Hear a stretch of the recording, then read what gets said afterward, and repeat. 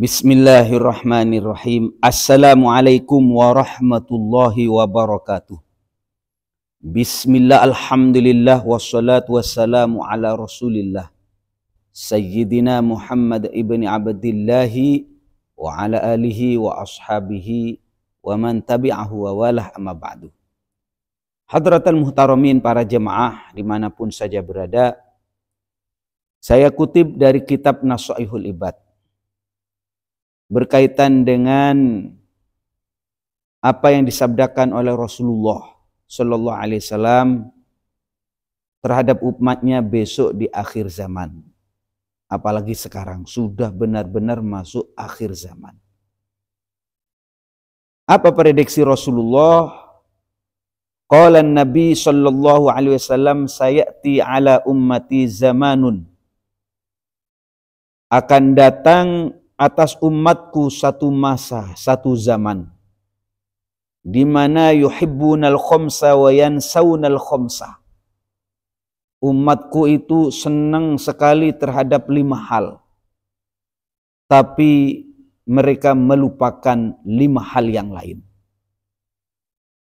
Yang pertama, para jemaah sekalian, yuhibbunad dunya wa yansawnal akhirah. Mereka cinta dunia dan mereka melupakan akhirat. Kalau berbicara dunia itu apa? Dunia itu adalah apa saja yang menyebabkan kita lalai dari Allah, lupa kepada Allah. Maka itu adalah dunia. Apakah itu harta, apakah itu tahta, apakah itu wanita.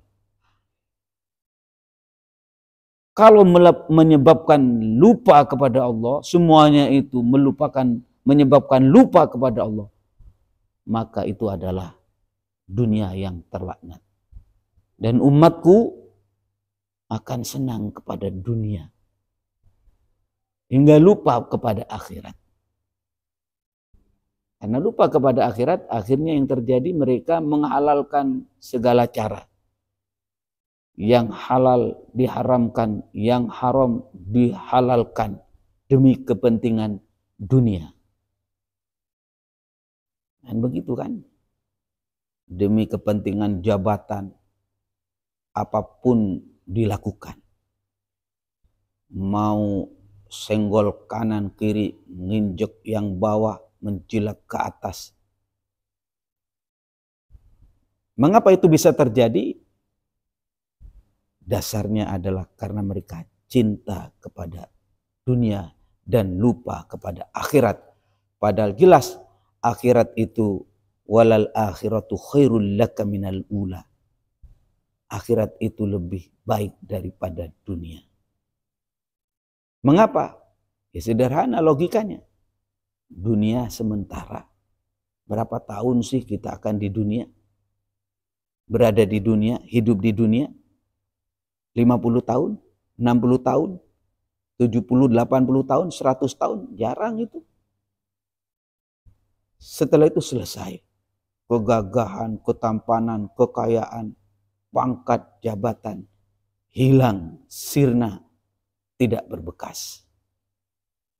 Lantas kita akan bertemu dengan kehidupan akhirat. Bagaimana akhirat? Abadi selama-lamanya. Baik di dalam surga maupun di dalam neraka. Makanya mari kita diingatkan oleh Rasulullah SAW, di dunia ini jadilah kamu seperti orang yang menumpang lewat. Numpang lewat saja. Jadi bukan tujuan utama, bukan rumah kita yang abadi, bukan. Kita numpang. Ya Allah, ya Hayy ya Qayyum, la ilaha illa anta, subhanaka inni kuntu minadh dhalimin. Ini yang pertama, saudara-saudara sekalian. Yuhibbunad dunya, mereka cinta dunia, wa yansawnal akhirah. Mereka lupa terhadap akhirat. Yang nomor 2, umatku wa yuhibbunal hayata wa yansawnal maut.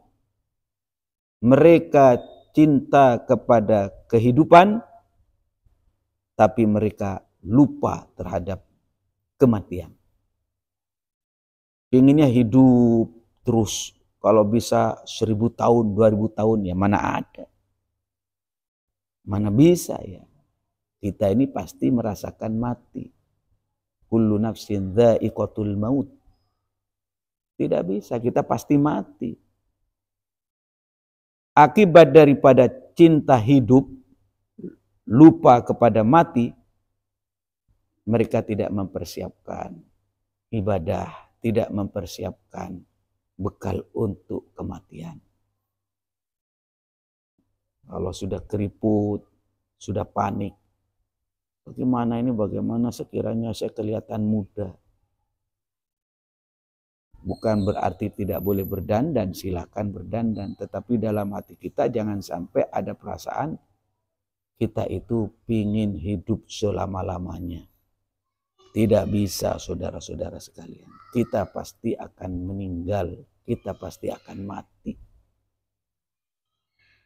Jadi cinta kepada kehidupan ini jangan sampai melupakan sebuah keyakinan bahwa kita akan menghadapi kematian. Begitu kan? Maka harus kita mempersiapkan masa depan kita, yakni kuburan.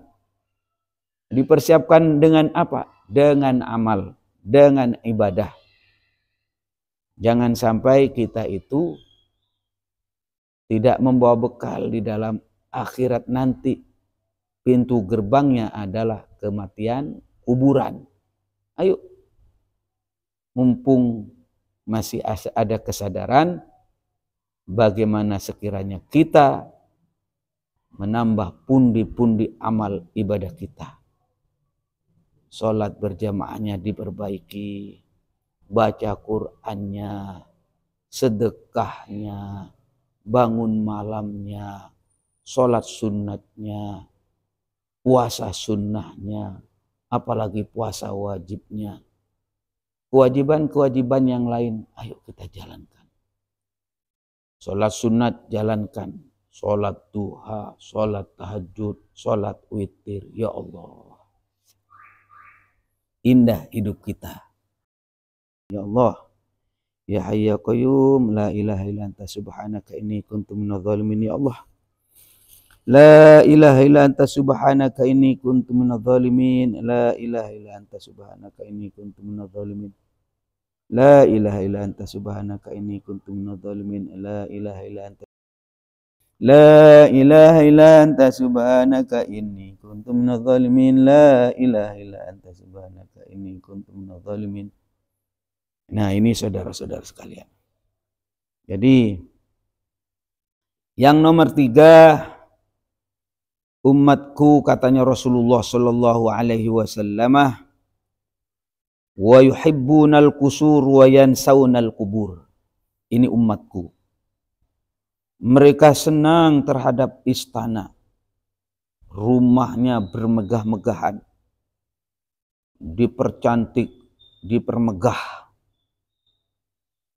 Tapi wayan saunal kubur. Ini yang tidak benar. Mereka lupa kepada kubur. Tempat tinggalnya, rumahnya, subhanallah, seperti kekaisaran Fir'aun. Ya. Sebenarnya tidak dilarang, malah diperintahkan umat Islam itu harus kuat. Iya, harus kuat. Kita ini jangan sampai lemah, umat Islam. Baik secara politik, secara harta, bisnis, ilmu, akhlak, ibadah. Umat Islam itu harus kuat. Uangnya harus banyak, kekuasaannya harus besar. Ya begitu. Kalau kita punya rumah yang gede, mentereng, boleh. Kalau bisa harus. Tujuannya apa? Untuk bisa memberi makan fakir miskin. Menghormat kepada tamu. Gitu kan? Tapi jangan sampai kita lupa kepada kubur. Bahwa kita akan dipendem. Ya, kalau kita lupa akhirnya ya kita menghalalkan segala cara. Kita tidak mempersiapkan di kuburan kita, rumah masa depan kita yang namanya kuburan itu. Ini umatku seperti itu. Senang kepada bangunan-bangunan yang megah, yang mewah, tapi lupa kepada kuburan masa depan mereka. Di dalam kubur itu, ya Allah, kemungkinannya kita mendapatkan nikmat kubur atau azab kubur. Makanya kalau kita ingin selamat, diantaranya adalah kita harus punya bekal, amal kita, ibadah kita, utamanya kita membentengi bawa pengawal, yakni surat Tabarok. Surat Al-Muluk, istiqomah, hafalkan, baca tiap hari, pagi, siang, sore. Bagaimana sekiranya surat Al-Muluk itu menjadi wirid, menjadi benteng bagi kita. Karena surat Al-Muluk itu tunji qari'aha min azabil qabri, akan menyelamatkan pembacanya dari azab kubur. Allah ya Rabbi. Jadi kalau kita mau digebuk sama malaikat, ini surat Al-Muluk atau surat Tabarok akan nangis. Ini jangan disiksa, ini jangan dipukul, orang ini jangan digebukin. Kenapa? Karena orang ini ahli Tabarok, ahli baca surat Al-Muluk. Subhanallah. Ya Allah. Inilah saudara-saudara sekalian. Selanjutnya yang nomor 4, wa yuhibbunal mal wa yansaunal hisab. Mereka cinta kepada harta, cinta kepada harta, tapi mereka lupa kepada hisab. Lupa kepada bahwa satu saat hartamu yang halal akan dihisab dan yang haram akan diazab. Akan ditanya besok, uangmu halal apa haram? Setelah halal, dipergunakan untuk apa? Kalau haram, jelas akan mendapatkan siksa. Ya. Ini para jemaah sekalian.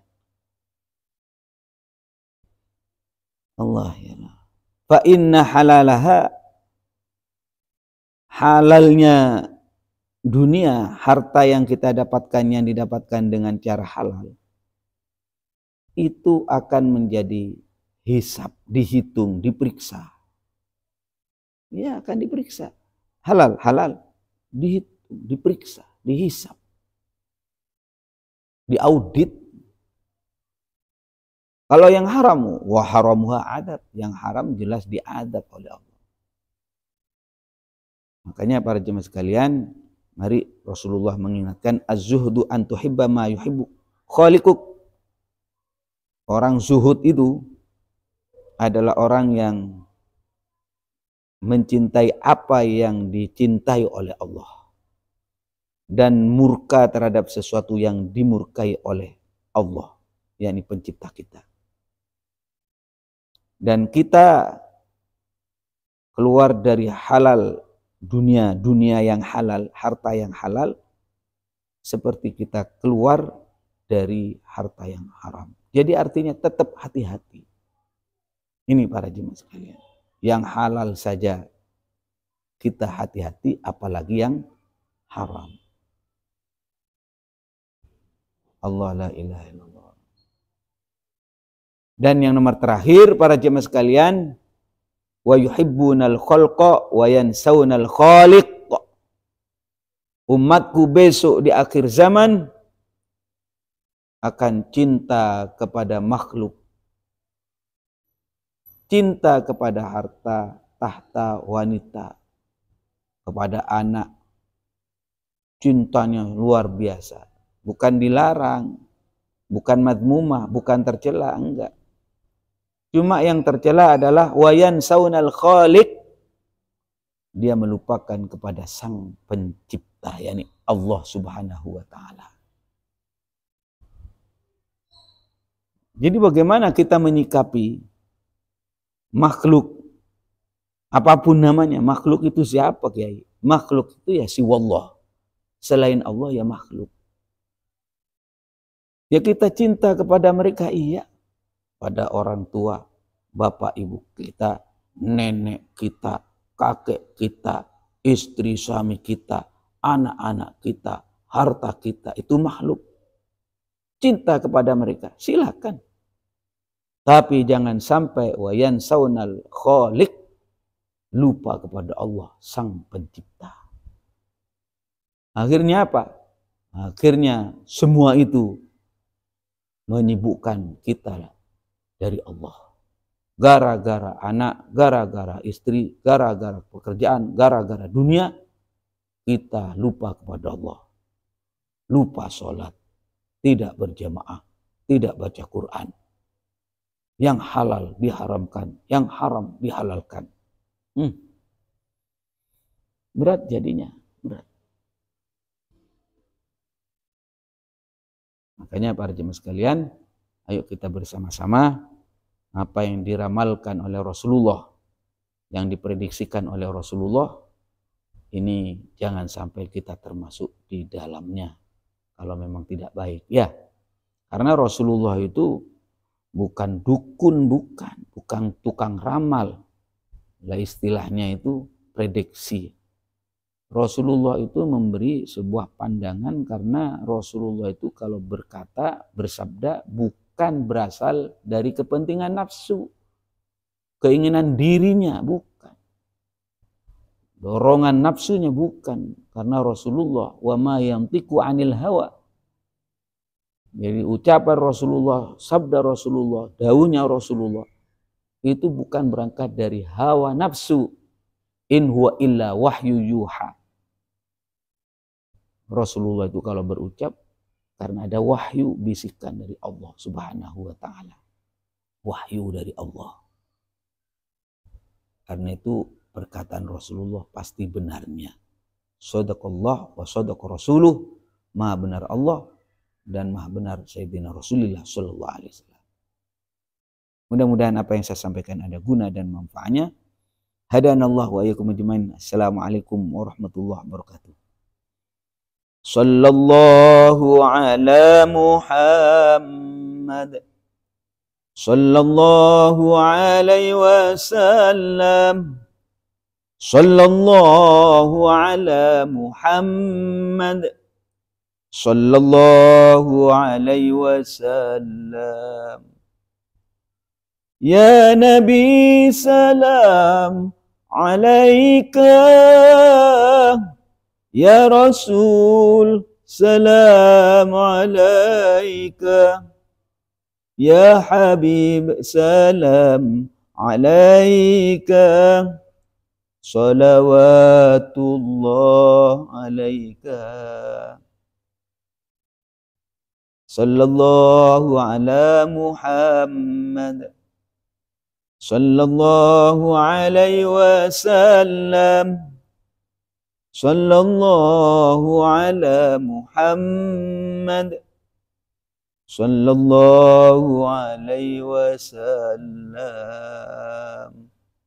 Sallallahu alaihi wasallam.